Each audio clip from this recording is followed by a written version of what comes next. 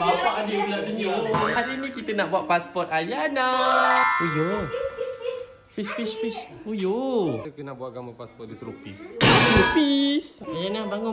Buka mata. Dia dah buka mata. Dekat sini. Dia dah merah tu. Dia merah boleh. Sorry. Okay, Nana. Aduh, muka dia. Oh, lama. Hebatlah Ayana. Taruh papa. Bapak dia pula senyum. Allah, comel dia. Sayang baby. Allah, coyong dia. Oh, dah, dia tak suka ais. Jom kita lompat sama-sama. 1, 2, lompat. Yeah. Ayana tu comelnya. Ais cakap kakung.